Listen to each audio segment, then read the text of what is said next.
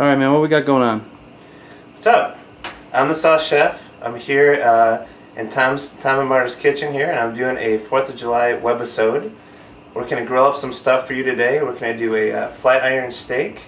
We're going to do a awesome beer béarnaise sauce. We're going to do some asparagus, and we're going to do some roasted shallots. And I'm already drinking. First thing we need to do is make the marinade. So the marinade is very simple, okay? We're going to do 1 cup balsamic vinegar. Doesn't have to be any expensive shit. It can be any type of stuff you can buy at the local grocery store, okay? Most important thing, fresh rosemary. Don't do dried rosemary, okay? This is actually from my garden. And actually, when you take rosemary, the proper way to take it apart, it's pretty simple. But if you just put your hands here, just go down the stem like that, you can pull off the needles, okay? Another part of the marinade is clarified butter. This is really expensive kind of French butter. It's called Plougre butter. You don't need to use this stuff, okay? I'm using it because it tastes the best. But basically, clarified butter is when you separate the actual the goodness of the butter from the milk solids. So butter always has some milk solids in it. You want to separate that, and when you make a marinade or you make any type of sauce, you want to get those milk solids separated. Basically, all the white in this is the milk solids. You want to get that out of there, okay? Now, when you go to restaurants, they have a lot of fancy ways to clarify butter. The easiest way is just use a microwave. So take this little bad boy and we shove it right in the microwave. Put it on 3 minutes. Okay, so one tip for you guys at home. It's actually a sauce chef safety tip. Right here. Get this. See that? It's a wet paper towel. When you're cutting something at home, if you're using a cutting board, if you're trying to use a sharp knife, like this one here, do that. It's not going to move as much. Smart. Alright, so what do we got here? Okay, so here's the butter. I don't know if you can see this, but all the milk solids are on the bottom, okay? Just use like a spoon or any type of ladle. Just don't get all that shit at the bottom. You don't want to use that stuff. So you add the balsamic. I've chopped up about 2 sprigs of rosemary. I'm going to take the rosemary and I'm going to add that in to the marinade. Okay, now this is the most important part. When you take for the marinade, I'm doing about a cup of the clarified butter, okay? You want it to be emulsified. When I say emulsify, it means you want the fat to blend with the vinegar. You can't add it all at once. What we do here is when we add it to the mixture, we do it in a slow stream like this, and we just kind of whip it in a little bit. Okay, this is a finished marinade. Are you wondering, camera Tom, why am I using a flat iron steak? I am wondering that. I'll just tell you real quick, okay? Flat iron is very cheap, okay? It's a very nice cut of meat, and it's very cheap. It's from the blade of the chuck, and it's awesome. I mean, when you grill it on the grill, it only takes a couple minutes because it's thin, and it adds for a very good flavor when you mix it with other stuff. Cool. So let's pour it on there. All right, so we're gonna pour this on the steaks right here. Now, normally I would recommend at least 4 hours or overnight for this marinade. Next is this. You know what this is, cameraman Tom? Yeah, it's a shallot. It's a shallot or a shallot. Shallot. As fancy French chefs like to say. Basically, what we're going to do is we're going to roast these things. What you do is you take your big ass knife, or small knife, whatever you have. Just cut off this stem right here.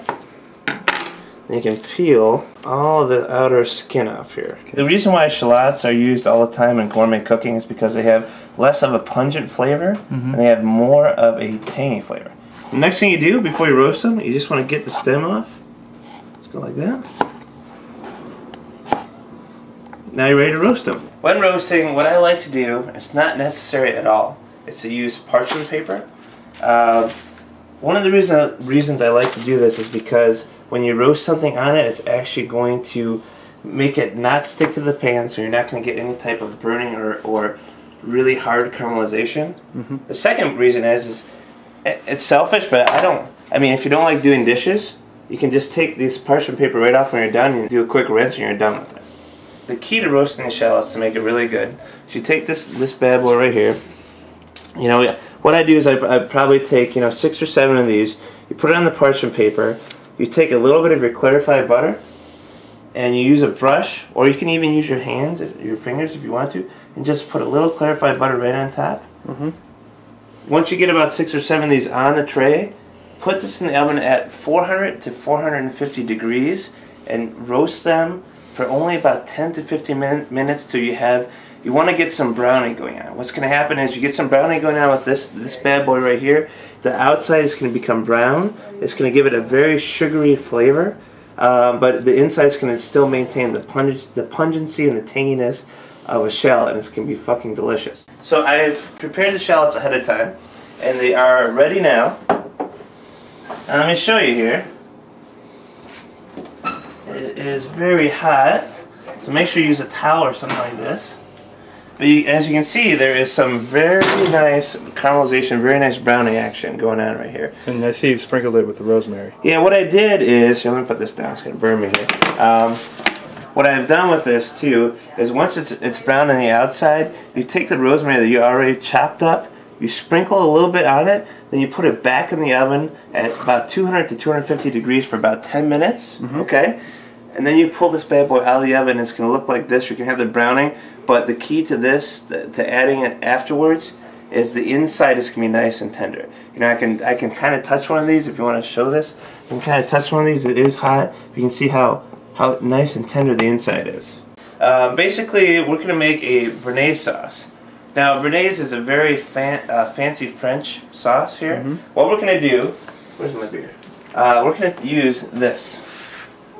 Okay. Is it the Sky High Rye for a reason, or just yeah, okay. It to be?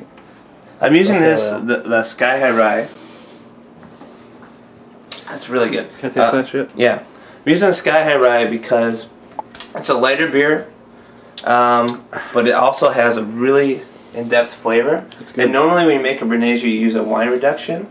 And I personally think, I love wine, but I think beer gets a bad rap in the culinary world. So what I'm trying to do today is trying to show everybody that you can make a fancy French sauce and you can use a Michigan beer.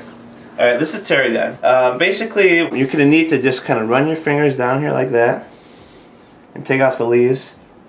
Now here's the thing, you can use tarragon afterwards to finish the béarnaise sauce, but when you're actually making the béarnaise reduction, you don't need to do this shit, okay? You can actually use whole tarragon stems, and let me show you what the reduction means.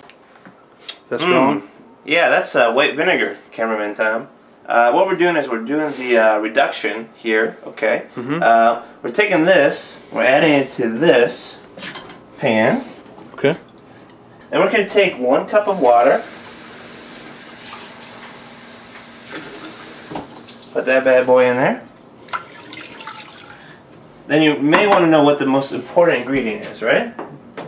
Beer. It says beer. Now you can use whatever you want. Like, you know, I'm a Michigan native. I'm from Detroit. I love using local beer. I prefer to use a rye beer just because it's a little bit lighter. I know we already talked about it. So add this bad boy right to the mix. You can add the tarragon in 2 stages. Okay. The first stage, you want to take the tarragon. You can add the whole thing in because we're going to strain this later. You want to add probably 2 sprigs right now. Okay. Then you can let this reduce for about probably 20 to 30 minutes. Okay, you want to get it so it's thick. You don't want it, not a syrup consistency, but you want to see how this level is right here. You want it to be taken down to about 1/4 of that. Okay. And then you're going to pull those out of there, right? We're going to strain them. We're going to use a strainer, or we can pull the tarragon right out of there. Okay, Either way. Okay.